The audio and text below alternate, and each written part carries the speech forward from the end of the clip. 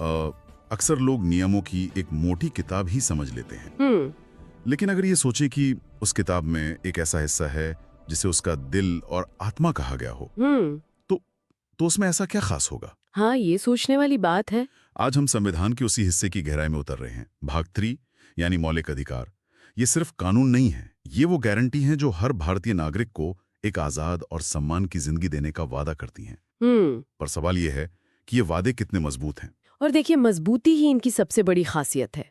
ये कोई खोखले वादे नहीं है, क्योंकि ये न्यायोचित है, मतलब जस्टिशिएबल। जस्टिशिएबल। हाँ, इसका सीधा सा मतलब ये है कि अगर सरकार या कोई भी संस्था आपके इन अधिकारों को छीनने की कोशिश करे, तो आप सीधे कोर्ट जा सकते हैं। बिल्कुल, आप सीधे देश की सबसे बड़ी अदालतों यानी हाई कोर्ट या सुप्रीम कोर्ट का दरवाजा खटखटा सकते हैं। ये बहुत बड़ी शक्ति है। तो आज हम इन अधिकारों को सिर्फ गिनेंगे नहीं बल्कि समझेंगे।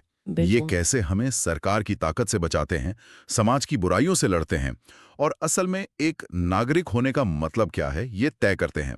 तो चलिए शुरू करते हैं। अच्छा, तो इन अधिकारों को समझने के लिए हम इन्हें कुछ हिस्सों में बांट सकते हैं ना? हाँ, बिल्कुल। एक एक करके समझना आसान रहेगा। जी, तो सबसे पहले बात करते हैं उन अधिकारों की जो एक मजबूत नींव रखते हैं।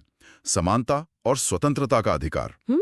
ये एक तरह से वो ढाल हैं जो नागरिक को राज्य की मनमानी से बचाते हैं। बिल्कुल, और शुरुआत होती है समानता से, जो अनुच्छेद 14 से 18 तक फैला हुआ है। अनुच्छेद 14? हाँ, ये कहता है कानून के सामने सब बराबर। मतलब चाहे कोई कितना भी अमीर हो, कितना भी ताकतवर हो, कानून की नजर में सब एक हैं। सब एक है और उनकी हैसियत एक आम नागरिक जैसी ही है। और फिर अनुच्छेद 15 इसी बात को और आगे ले जाता है। वो कहता है कि किसी भी नागरिक के साथ उसके धर्म, जाति, लिंग या जन्म स्थान के आधार पर भेदभाव नहीं किया जा सकता। हाँ, किसी को दुकान, होटल या कुएं पर जाने से भी नहीं रोका जा सकता। सही बात है। सुनने में ये बहुत बहुत बुनियादी लगता है, पर हमारे समाज की हकीकत को देखें तो ये एक क्रांतिकारी विचार था। और यहीं पर एक बहुत दिलचस्प बारीकी भी है। अच्छा? इसी अनुच्छेद 15 में एक और प्रावधान है जो राज्य को ये इजाजत देता है कि वो महिलाओं, बच्चों या सामाजिक और शैक्षिक रूप से पिछड़े वर्गों के लिए खास इंतजाम करे। अब कोई कह सकता है कि ये तो खुद एक तरह का भेदभाव है। हाँ, और ये सवाल उठता भी है कि अगर सब बराबर हैं तो फिर किसी एक समूह के लिए विशेष प्रावधान क्यों? क्या ये समानता के सिद्धांत के खिलाफ नहीं जाता? यही तो भारतीय संविधान की खूबसूरती है। यहाँ समानता का मतलब सबको एक ही तराजू में तौलना नहीं है। अच्छा। इसका मतलब है अवसर की समानता देना।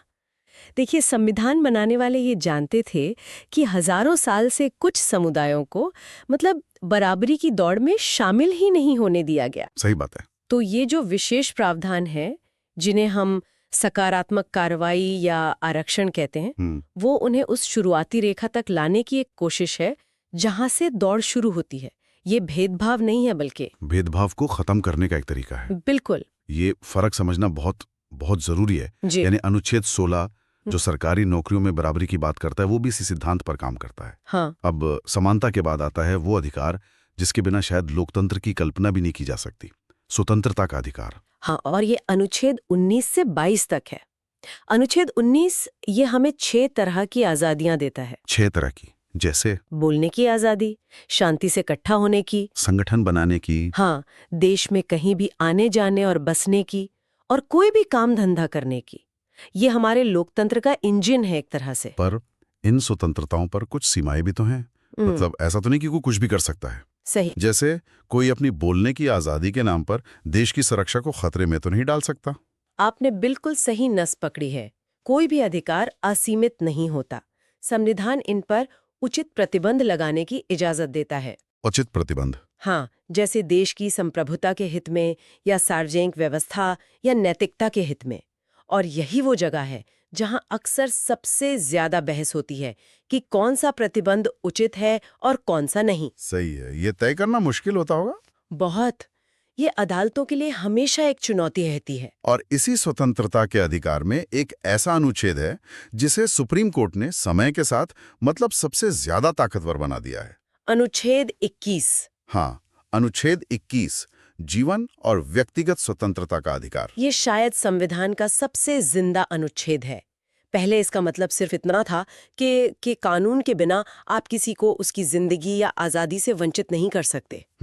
लेकिन दशकों में सुप्रीम कोर्ट ने इसकी व्याख्या को इतना फैला दिया है कि अब जीवन का मतलब सिर्फ सांस लेना नहीं है। तो क्या है? अब इसका मतलब है गरिमा के साथ जीवन। गरिमा के साथ जीवन। इसका मतलब क्या हुआ असल जिंदगी में? कौन कौन से नए अधिकार इसमें जुड़ गए? इसमें बहुत कुछ शामिल हो गया है, जैसे निजता का अधिकार, मतलब राइट टू प्राइवेसी, अब एक मौलिक अधिकार है। अच्छा। स्वच्छ पर्यावरण में रहने का अधिकार, स्वास्थ्य का अधिकार, 6 से 14 साल के बच्चों के लिए मुफ्त शिक्षा का अधिकार जो अनुच्छेद 21A है। हाँ, वो तो बाद में जोड़ा गया था। बिल्कुल। और यहाँ तक कि विदेश जाने का अधिकार भी इसी अनुच्छेद 21 की छत्र छाया में आता है।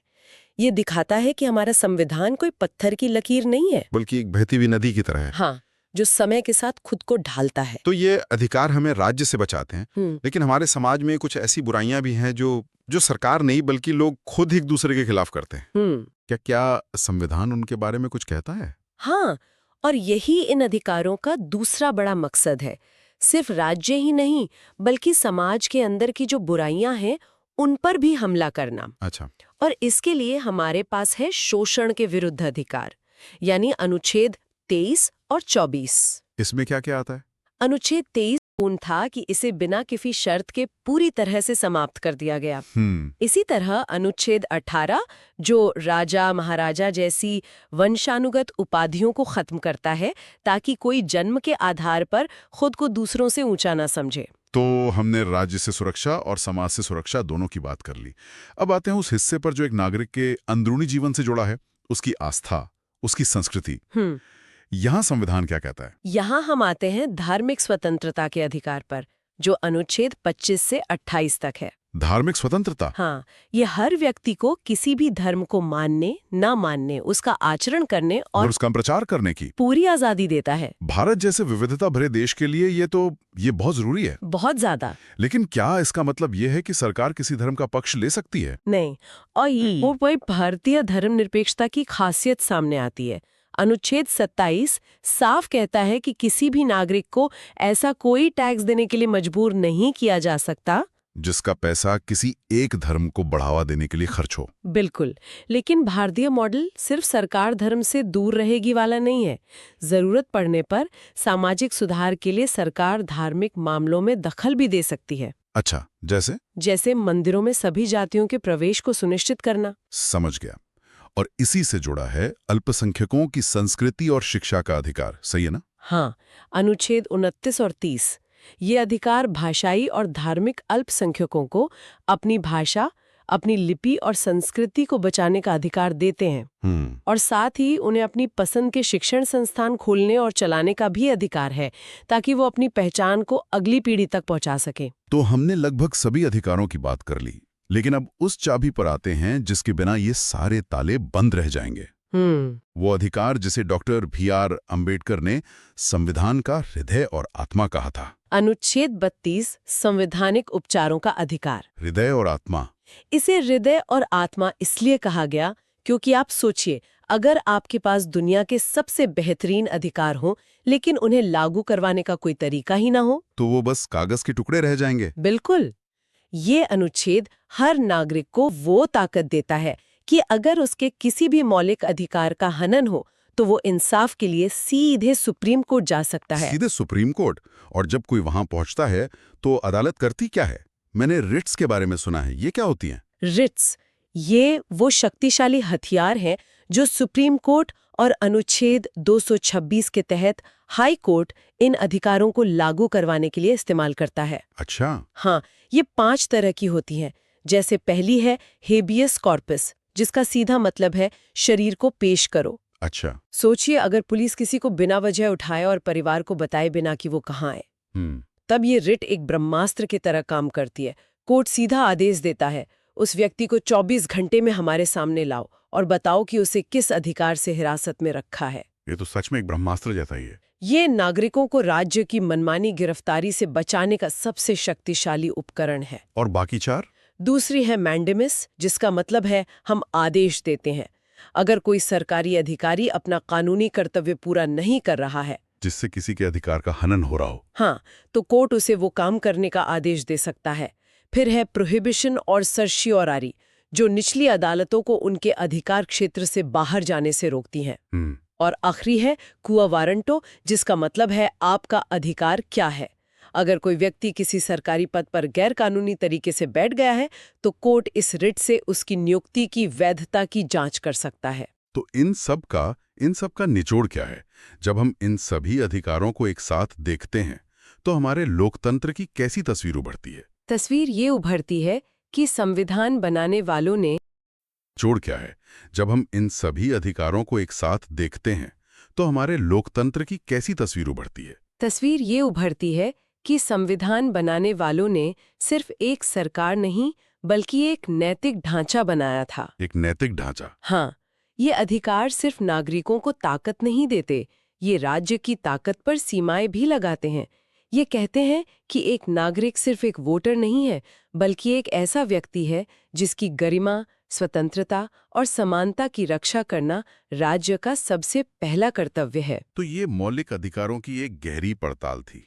ये साफ है कि ये अधिकार हमारे संविधान की नींव हैं, जो हर नागरिक को एक सम्मानजनक जीवन की गारंटी देते हैं। बिल्कुल, ये अधिकार कागज पर तो बहुत मजबूत दिखते हैं, पर अंत में एक सवाल सोचने के लिए जरूर उठता है। इन अधिकारों को संविधान की किताबों से निकालकर आम आदमी की रोजमर्रा की जिंदगी का हिस्सा बनाने की जिम्मेदारी असल में किसकी है? सही बात है। क्या ये सिर्फ अदालतों और वकीलों का काम है या एक नागरिक के तौर पर हमें भी अपने और दूसरों के अधिकारों के लिए सजग और जिम्मेदार होने की जरूरत है? अधिकार और जिम्मेदारी के बीच का ये संतुलन शायद हमारे लोकतंत्र की